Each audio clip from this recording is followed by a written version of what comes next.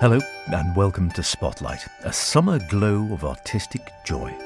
Spotlight, brought to you by the Isle of Man Arts Council. This evening, we hear of the first ever Isle of Man exhibition by renowned photographer Martin Parr coming to the Manx Museum. And a last chance to see a wonderful exhibition in the north of the island detailing the ups and downs in the social history of Jurby.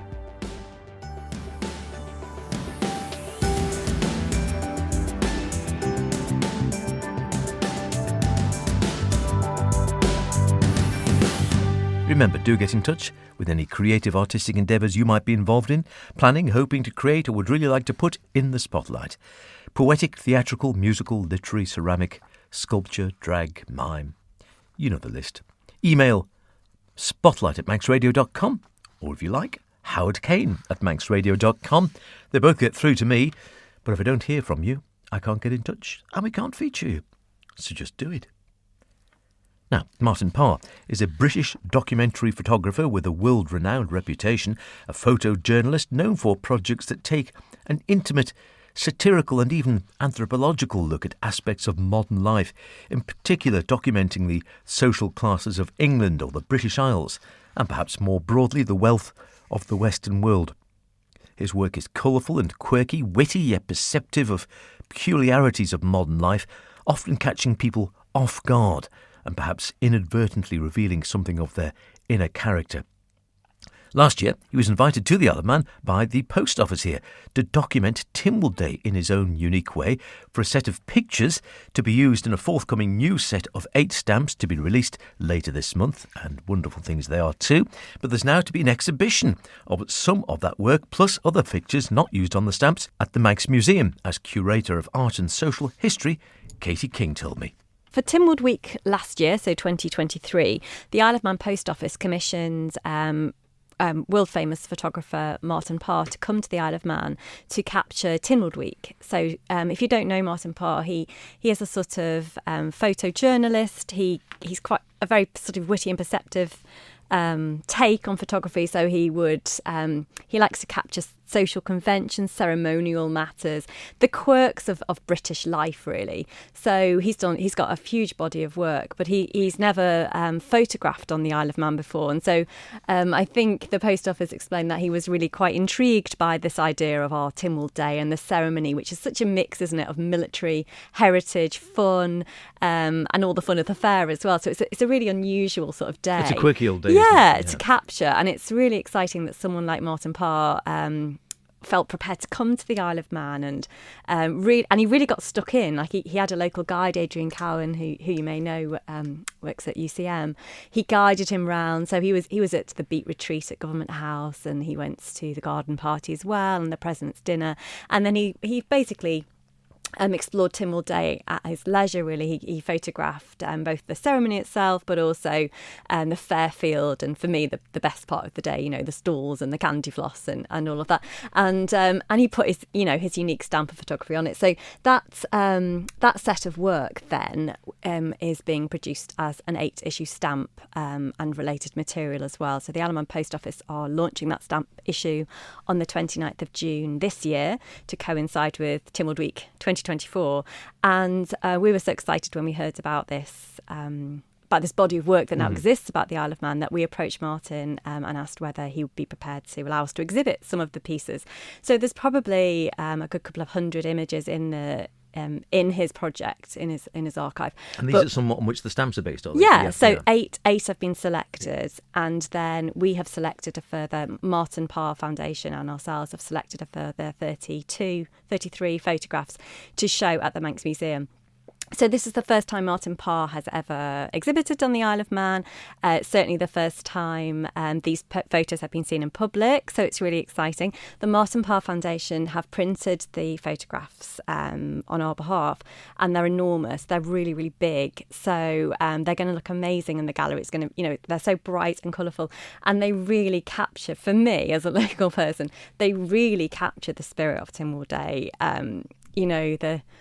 The crazy mix of like I said before, the crazy mix of military, fun, ceilidh dancing, everyone having a beer or a drink in their hand, the candy floss, the cake stalls, the tea, the big silver teapots, the tea urns, the church getting involved, all of that. And then all human life is there. Yeah, Yes, but then all also mixed together in one melting pot. the beat retreat, you know, all the military side of it. He was quite intrigued by that kind of mixture.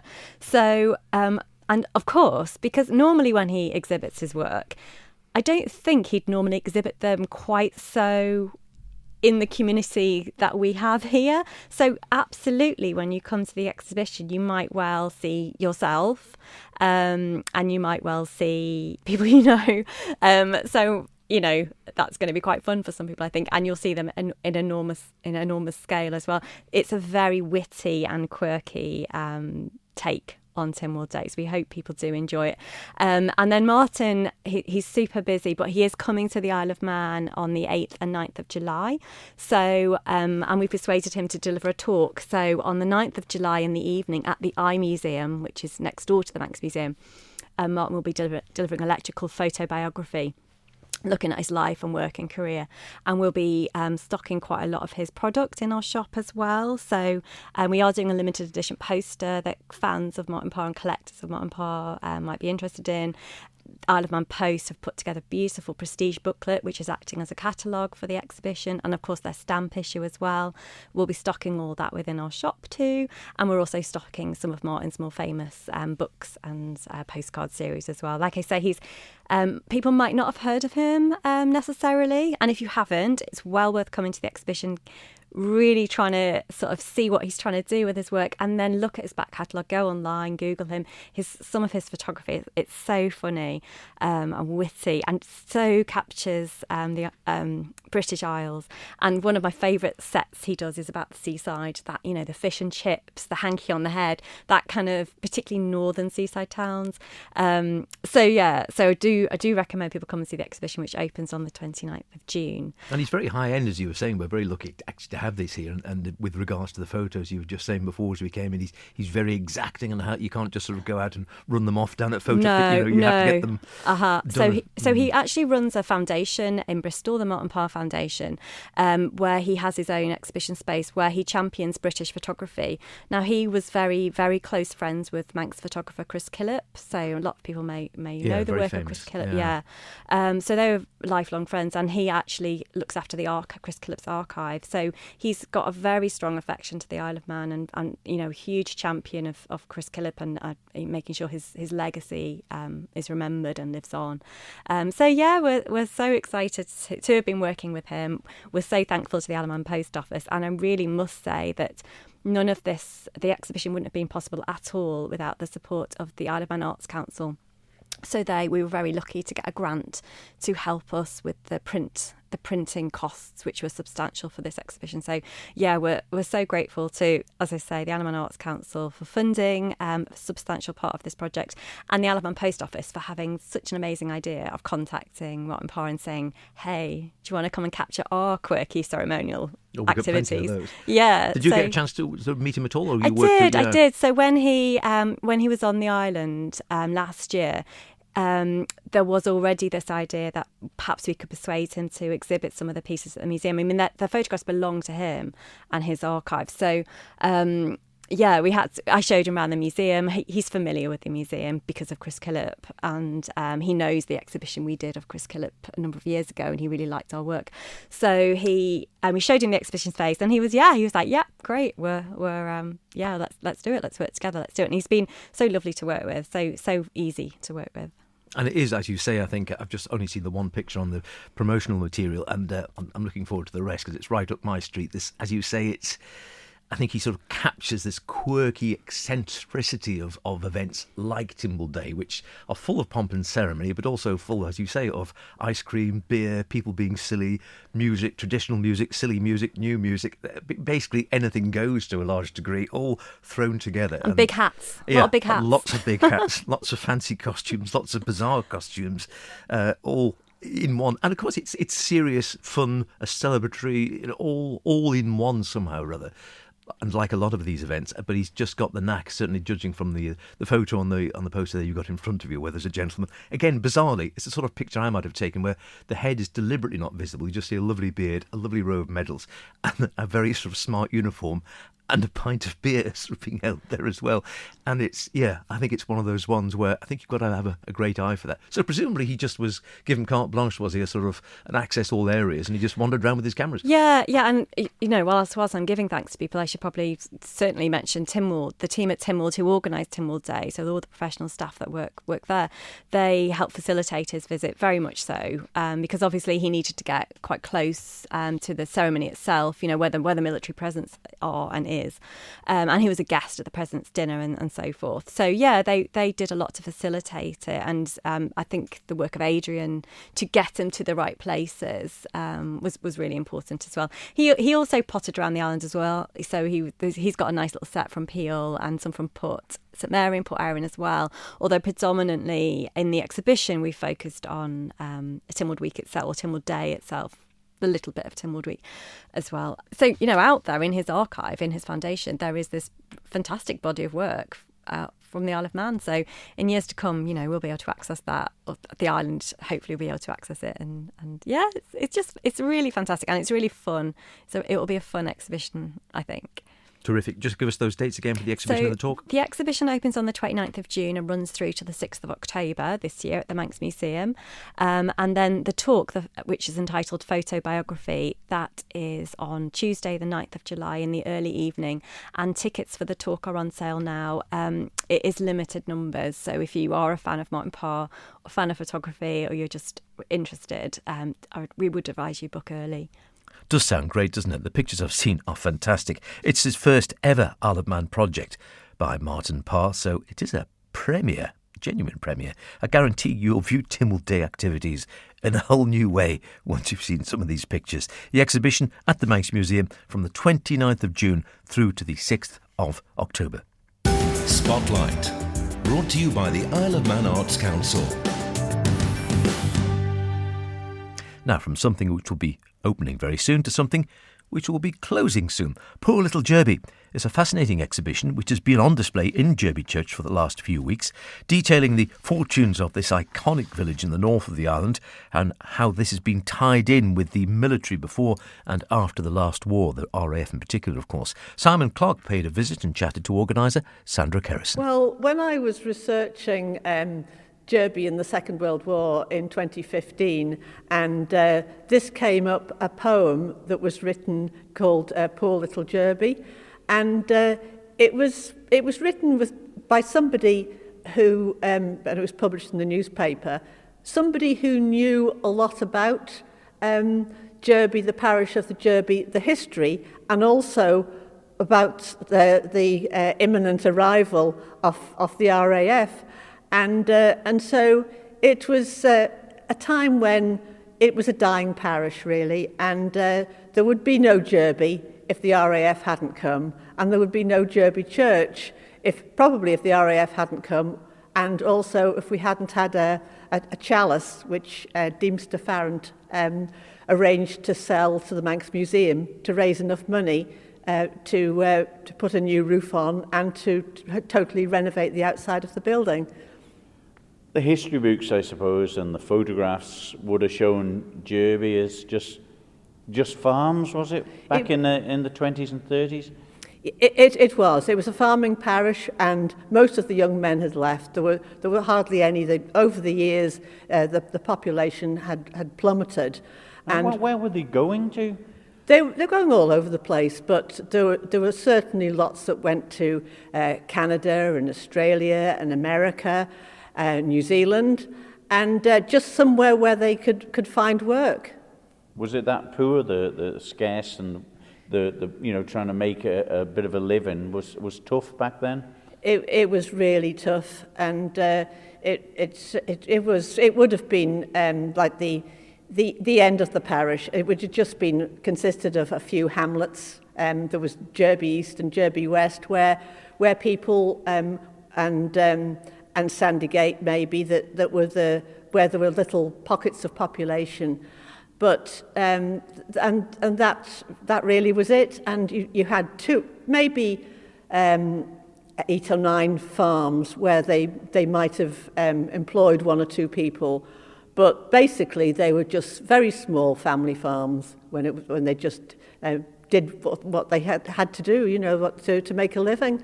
Well, you obviously did a lot of research for this when you look around at all the photographs and the bits of scripture that's here. I mean, how is there a reason why they picked Jurby? The flatness? Oh yes, it had to be somewhere which was safe, basically, somewhere safe to do that, where they could train safely and that out of the way. And of course, it was flat, and so that yes, that was the main reason that they chose it. But basically to keep the planes away from danger. So sometimes you'd get a lot of Sterling bombers would just come and be sort of parked up there. They had several fields where they could disperse planes if something did occur. But they were just there were no hostile involvement, as it happened. So. Yeah. Well, I mean, when they first started, obviously they would have had to build the runway. Then was it? Was there a runway there? No, it was a case of building everything and building it really quickly. They made the decision sort of in late. The first inkling was when just before the poem was written about. That there were rumours that there was going to be an RAF station, and then this was announced in 1938, and then it was like a year to build it, so that it was. That's it was all a year. Well, it was September, I guess, in 39, just after the war had started, that it was operational. So it's created employment for all of the island. It wasn't just Jurby, it wasn't just poor little Jurby that benefited, but and of course all the people like my grandmother who just had built on like a dairy and hen houses and pigsties and all this sort of thing, because they had to the pressure on to produce food, but also to take in the families. And this is what they had to do. All the small farms. Anybody who had a room had to take people in, and some of them came back to visit us and sent photographs of when they were children and staying at the farm. So it's all sort of there's always this people coming back to visit and to see what things were like and how they changed. Yeah.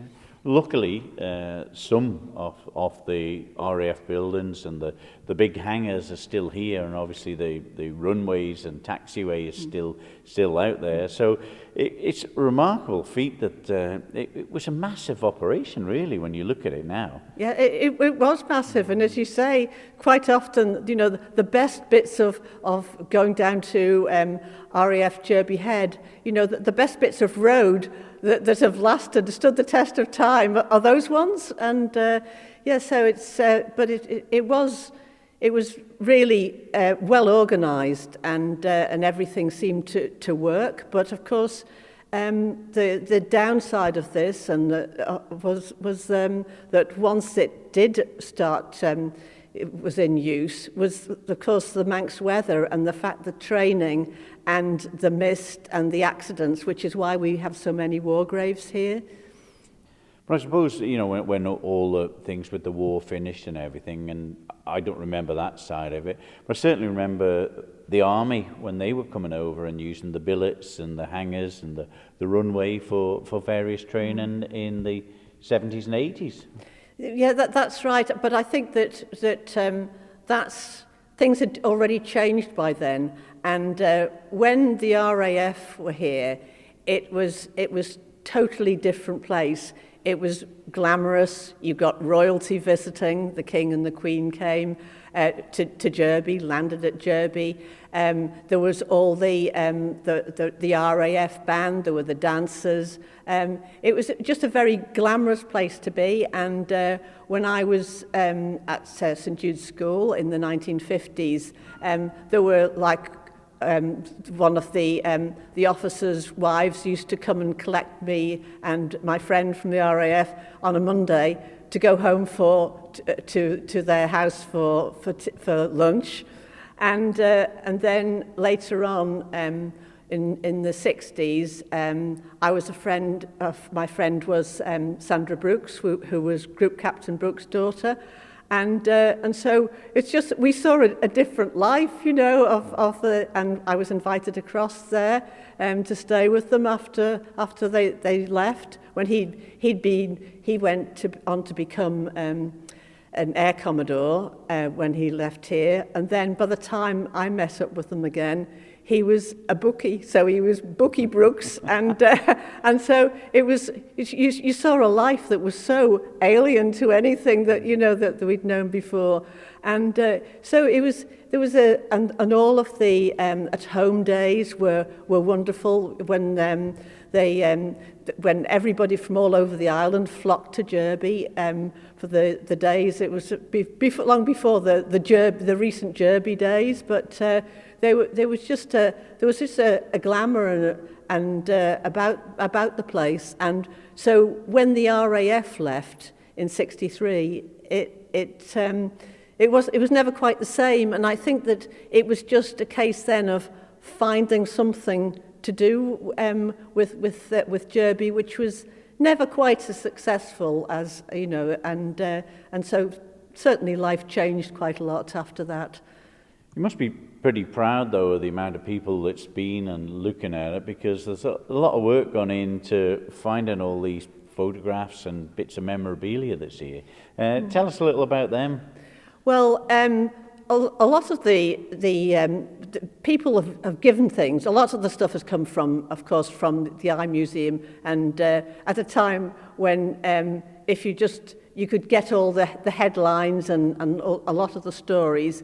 So it's been interesting to find it from there. Also from the Aviation Museum, they've got some fabulous stuff. Some of the photographs and all about the RAF, the pipe band who went to all the special things that were going on, and there were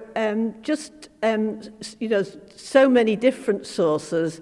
But one source, which is for the memorabilia, was my mother's cousin was Percy Wade, and he was a schoolboy, probably about 9 or 10 at the time of the war, and he was very bright, had a lot of illness, so he missed a lot of time from school. But he was absolutely fascinated by this. He collected everything all his life. And so you have things like the cigarette cards books, and one of them is about the supplies.